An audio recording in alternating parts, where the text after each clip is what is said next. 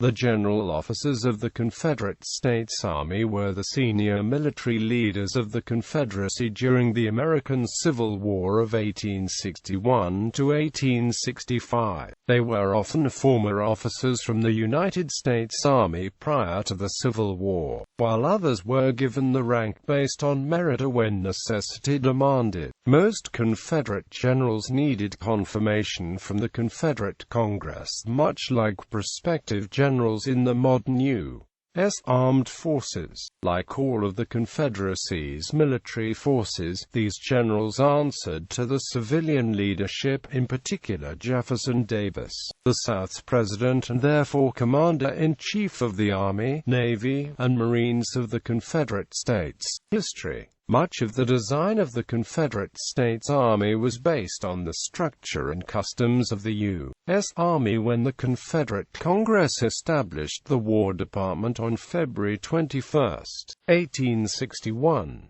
The Confederate Army was composed of three parts: the Army of the Confederate States of America, the Provisional Army of the Confederate States, and the various Southern state militias. Graduates from West Point. The Mexican War veterans were highly sought after by Jefferson Davis for military service, especially as general officers. Like the Federal counterparts, the Confederate Army had both professional and political generals within it. Ranks throughout the CSA were roughly based on the U.S. Army in design and seniority. On February 27, 1861, a general staff for the Army was authorized, consisting of four positions: an adjutant general, a quartermaster general, a commissary general, and a surgeon general. Initially, the last of these was to be a staff officer only. The post of adjutant general was filled by Samuel Cooper, and he held it throughout the Civil War, as well as the Army's inspector general. Initially, the Confederate Army commissioned only brigadier generals in both the volunteer and regular services. However, the Confederate Congress quickly passed legislation allowing for the appointment of major generals as well as generals,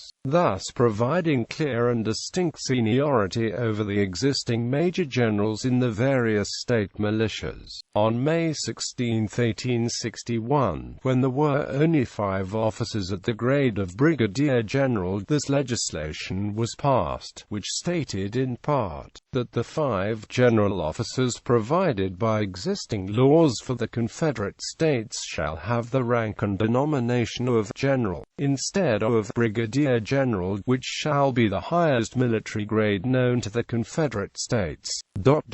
As of September 18, 1862, when lieutenant generals were authorized, the Confederate Army had 4 grades of general officers. They were brigadier general, major general, lieutenant general, and general. As officers were appointed to the various grades of general by Jefferson Davis, he would create the promotion lists himself. The dates of rank, as well as seniority of officers appointed to the same grade on the same day, were determined by Davis, usually following the guidelines established for the pre-war U.S. Army. Brigadier General. These generals were most often infantry or cavalry brigade commanders, aides to other higher-ranking generals, and War Department staff officers. By war's end, the Confederacy had at least 383 different men who held this rank in the PACs, and 3 in the ACSA: Samuel Cooper, Robert E. Lee, and Joseph E. Johnston. The organization of regiments into brigades was authorized by the Congress on March 6, 1861. Brigadier generals would command them, and these generals were to be nominated by Davis and confirmed by the Confederate Senate. Though close to the Union Army in assignments, Confederate brigadiers mainly commanded brigades, while Federal brigadiers sometimes led divisions as well as brigades, particularly in the first years of the war. These generals also often led sub-districts within military departments, with command over soldiers in the sub-district. These generals outranked Confederate Army colonels, who commonly led infantry regiments. This rank is equivalent to brigadier general in the modern U.S. Army. Major General. These generals were most commonly infantry division commanders, aides to other higher-ranking generals, and War Department staff officers. They also led the districts that made up military departments, and had command over the troops in the districts. By war's end, the Confederacy had at least 88 different men who had held this rank, all in the packs. Divisions were authorized by the Congress on March 6, 1861, and major generals would command them. These generals were to be nominated by Davis and confirmed by the Senate. Major generals outranked brigadiers and all other lesser officers. This rank was not synonymous with the Union's use of it, as Northern major generals led divisions, corps, and entire armies. This rank is equivalent in most respects to major general in the modern U.S. Army. Major General Line Command List. Not further promoted abbreviations. KIA equals killed in action, MW equals mortally wounded, NC equals non-combat death.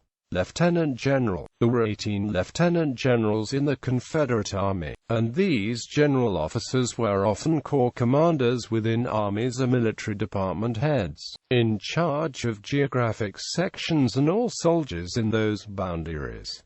All of the Confederacy's lieutenant generals were in the packs. The Congress legalized the creation of Army Corps on September 18, 1862, and directed that lieutenant generals lead them. These generals were to be nominated by Davis and confirmed by the Senate. Lieutenant generals outranked major generals and all other lesser officers.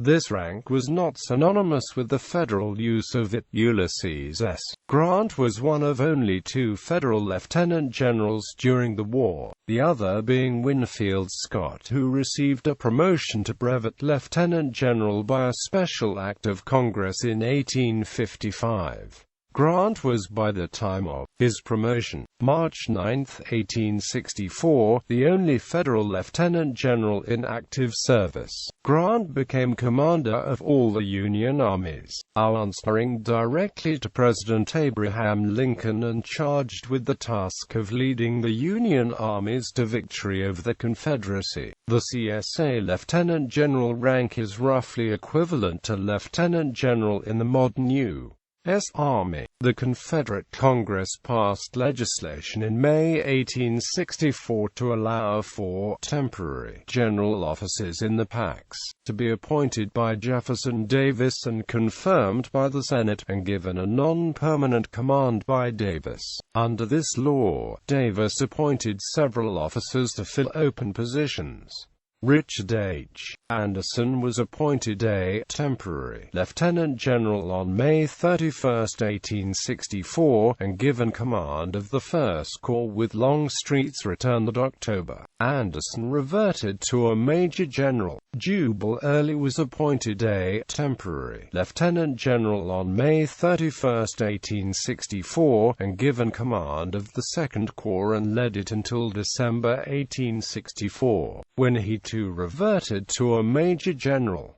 Likewise, both Stephen D. Lee and Alexander P. Stewart were appointed to fill vacancies in the Western Theater as temporary lieutenant generals, and also reverted to the prior grades as major generals as those assignments ended. However, Lee was nominated a second time for lieutenant general on March 11, 1865, and was confirmed as such 5 days later. Lieutenant General Line Command List abbreviations. KIA equals killed in action, MW equals mortally wounded.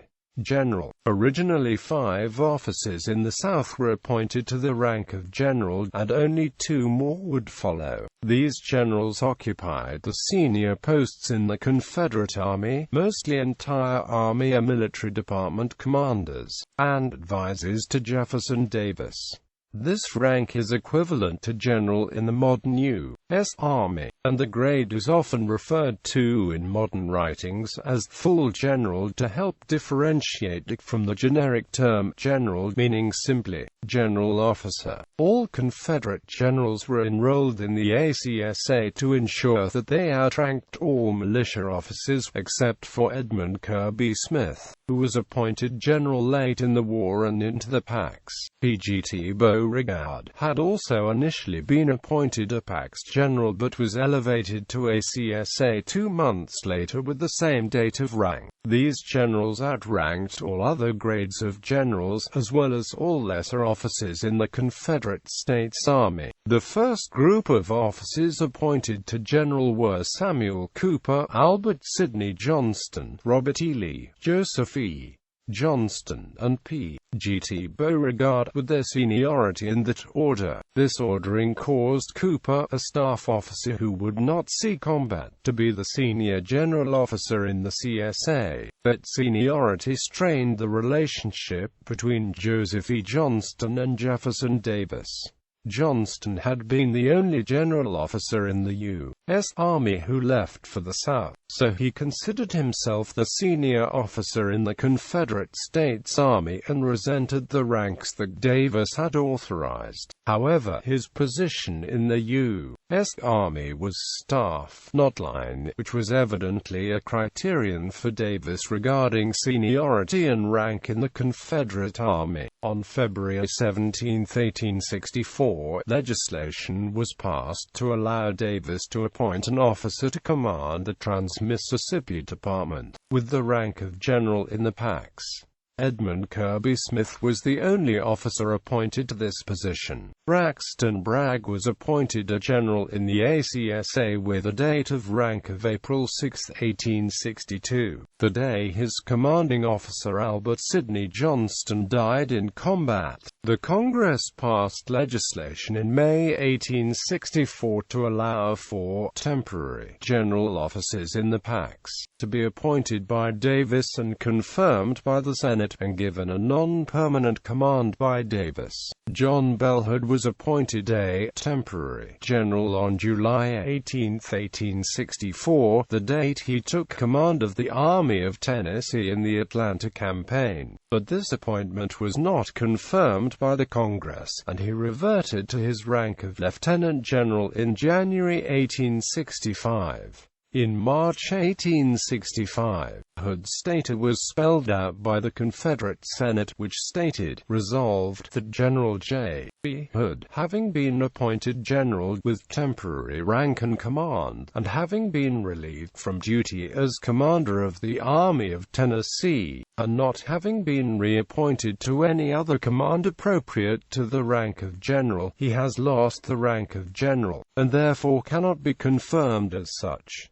General Line Command List abbreviations: KIA equals Killed in Action. Note that during 1863, Beauregard, Cooper, J. Johnston, and Lee all had the ranks renominated on February 20 and then reconfirmed on April 23 by the Confederate Congress. This was in response to debates on February 17 about whether confirmations made by the provisional legislature needed reconfirmation by the permanent legislature, which was done by an act of Congress issued 2 days later. General-in-Chief. The position of General-in-Chief was created on January 23, 1865. The only officer appointed to it was Gen.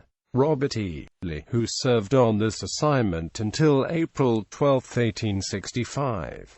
Militia Generals. The Southern states had had militias in place since Revolutionary War times, consistent with the U.S. Militia Act of 1792.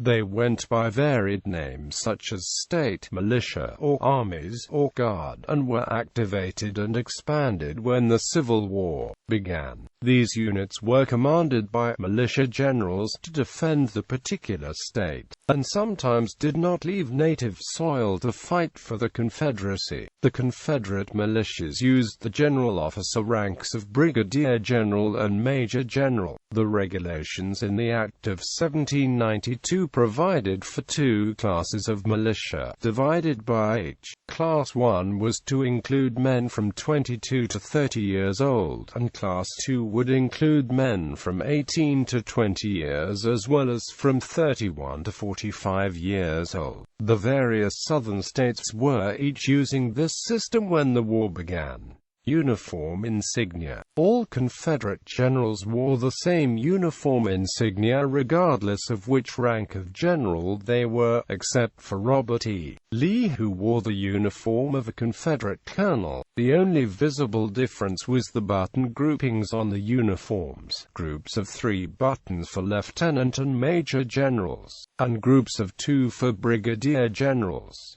To the right is a picture of the CSA General's full uniform, in this case of Brig. Gen. Joseph R. Anderson of the Confederacy's Ordnance Department. All of the South's generals wore uniforms like this regardless of which grade of general they were, and all with gold-colored embroidering. Pay. The general officers of the Confederate Army were paid for the services, and exactly how much depended on the rank and whether they held a field command or not. On March 6, 1861, when the Army only contained brigadier generals, the pay was $301 CSD monthly, and their aide-de-camp lieutenants would receive an additional $35 CSD per month beyond regular pay. As more grades of general officer were added, the pay scale was adjusted. By June 10, 1864, a general received $500 CSD monthly, plus another $500 CSD if they led an army in the field. Also, by the date, lieutenant generals got $450 CSD and major generals $350 CSD, and brigadiers would receive $50 CSD in addition to regular pay if they served in combat. Legacy. The CSA lost more general officers killed in combat than the Union Army did throughout the war, in the ratio of about 5 to 1 for the South compared to roughly 12 to 1 in the North, the most famous of whom is General Thomas Stonewall Jackson, probably the best-known Confederate commander after General Robert E. Lee. Jackson's death was the result of a friendly fire incident at Chancellorsville on the night of May 2, 1863. Replacing these fallen generals was an ongoing problem during the war, often having men promoted beyond their abilities, or gravely wounded in combat but needed, such as Richard S. Ewell. The problem was made more difficult by the South's depleting manpower, especially near the war's end. The last Confederate general in the field, Stonewall, surrendered on June 23, 1865, and the war's last surviving general, Edmund Kirby Smith, died on March 28, 1893. James Longstreet died on January 2, 1904, and was considered the last of the high command of the Confederacy. The Confederate Army's system of using 4 grades of general officers is currently the same rank structure used by the U.S. Army, and is also the system used by the U.S. Marine Corps.